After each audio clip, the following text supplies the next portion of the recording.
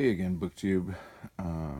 This is The Golden Age of Comic Books by Richard O'Brien, 1937 to 1945. In the introduction, Richard O'Brien does go over that the Golden Age, according to him, stopped in 45, but the Silver Age didn't begin until 56. So I don't know what that middle period in between 45 and 56 would be called. But yeah, so the Silver Age started with the rebooting of The Flash. But anyway, so this book, 40 color reproductions. It includes Superman, Batman, Wonder Woman, Green Lantern, Hawkman, Sheena, Jungle Queen, Blue Beetle, The Arrow, and many more. And does it ever? So, this was published by Ballantine in 1977. And I got this when I was probably 5-ish. My mom went to Vegas with the guy that would later become my stepdad. And it was the first time she had gone away on a trip, and she promised she would bring me back something. And I remember sitting on the steps at my grandparents' house when they pulled up, and it was dark. And she ran up, and the first thing I said was, "What'd you get me? What'd you get me?" And she handed me this. And I just sat right back down on the steps and started going through it. And I've had it ever since. It's one of the few books from my absolute childhood that I've been able to hang on to over the years. So, again, really cool introduction. He basically talks about how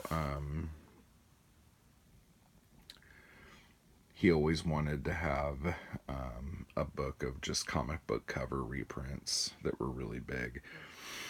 One thing that I notice in the Golden Age, probably more than any other age since, is, and Will Eisner was great at it, and we'll see that later, but there was always somebody who you weren't supposed to be drawn to, but you always were. So this is Action Comics #1. The first issue was Superman, and he's busting a car.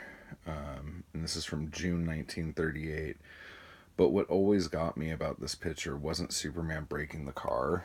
It's this dude who looks like he's about to lose his freaking mind. I always go back to that. So that's cool. And it talks about Wonder Comics and Wonder Man being the first comics lawsuit. But yeah, it's a really good introduction. Here's some Will Eisner art. This I always loved because I thought that Black Hood and Mr. Justice were just so cool. And it had this, I've never read this. I just always looked at this picture and I'm like, dude, those guys are really cool. Probably because if you put spiky ears on Black Hood, it's just Batman. And Mr. Justice is just scary looking. So, those guys look great. Let's get to the good stuff. And here's a list of all the covers that are in here. So here's the first issue of Detective Comics, which would make Batman famous in about 26 issues. Action Comics #7. And he's like, "Oh my gosh, don't let go, Superman." And this was the cover. Here we go. Now we're talking. So, now Steve's gonna kill me for liking Batman more than Superman. So this is July 39, and Batman with his wings looking like bat wings comes flying in. This issue's really good, actually. That guy right there, spoiler alert, Batman kills this guy by hanging him and breaking his neck. So, back in the day, Batman was kind of a badass. Um, Good stuff.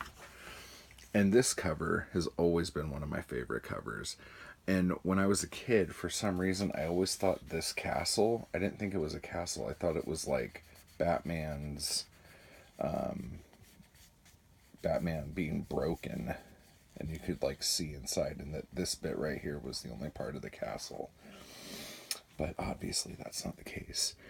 And you have a character called the Monk, who I always thought was awesome. Look at that guy. That guy's terrifying. And then this is when Batman stopped being fun for adults and more fun for kids by having this tiny little vampire run around with them. I mean, Robin. I was always on the fence about Robin.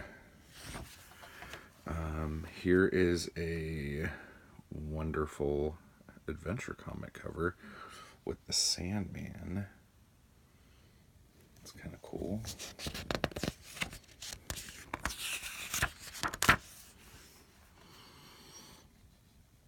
So it's amazing how much Hawkman still looks like that. This is the first issue with Hawkman in it. This cover's by Dennis Neville from Flash Comics #2 from February 1940. You get the Flash, the Whip, Cliff Cornwall, and Johnny Thunder. Oop!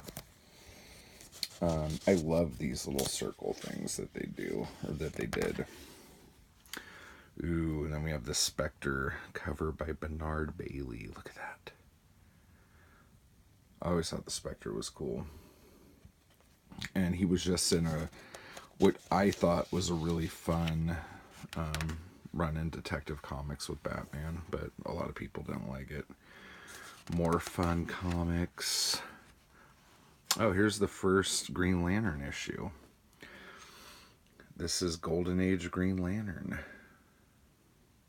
Pretty standard. And the first Wonder Woman. She hasn't changed a whole lot. She kind of has, actually. But yeah. Look at that little Adolf mustache. Yeah, World War II really made the comics boom. Oh, the real Captain Marvel. Or Shazam.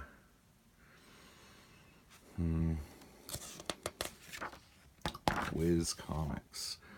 Captain Marvel Jr. fights Captain Nazi in Master Comics. America's Greatest Comics. Now I wonder, because this is like I don't know if they're a team or if these are just like the little heads. But so we have Captain Marvel, Bullet Man, Minuteman, Spy Smasher, and Mr. Scarlet. Bullet Man, I always thought was cool. And in the Tick, they made a kind of type of Bullet Man character, I guess. That was just like a funny character. But yeah, so this is the cover. Nickel Comics. Look at that. Let's follow the line. I'm going to take 3 people and this piece of metal with me out to the side. Man, when I first opened this up and I saw that, I was like, that dude's cool. I was very excited about that. Okay, so now we're getting into Will Eisner here. This is Mystery Men Comics. And I guess this is the Green Mask. When I was a kid, I always thought that that was Blue Beetle. I'm like, that doesn't look anything like Blue Beetle. What I like about Will Eisner covers is that there always seems to be somebody that you're not drawn to. Like I was talking about with that Superman cover, which was not Will Eisner, or Action Comics cover. There's always this other person that your eye's drawn to. Uh-oh, this dude's coming out of a hole in the floor. Better watch out for that guy. So we'll be seeing that a lot more.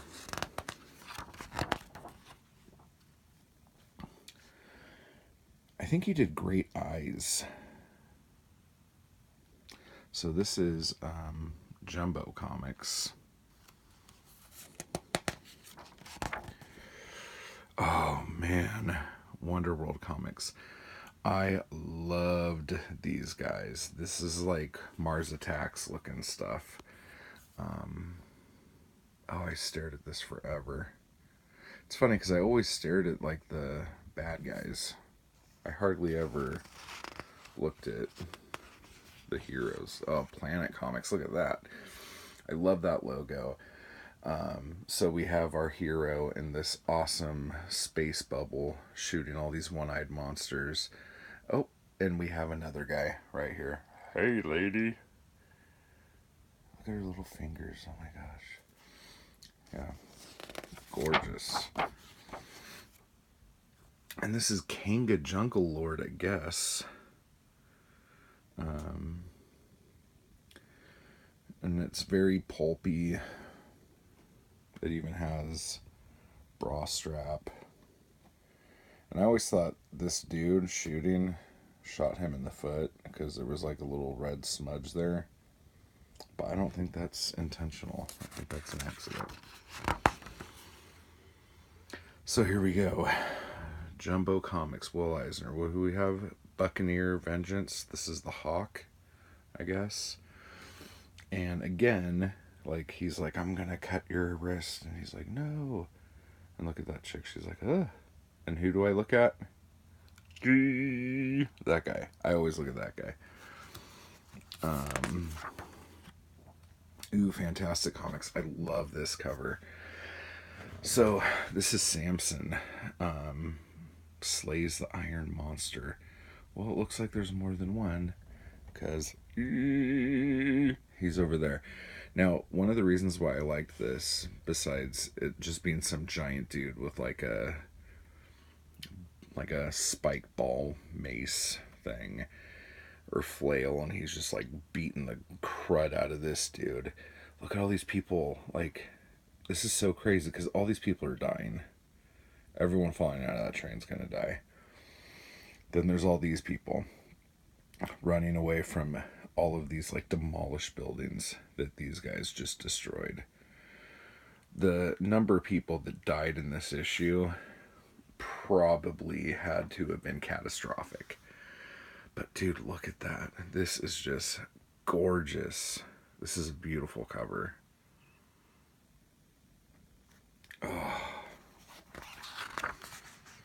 Oh, this one's great too. Mystery Men Comics. Another Will Eisner. Look, we got him. He just shot this dude. And there's the damsel he has to save. Who do I look at?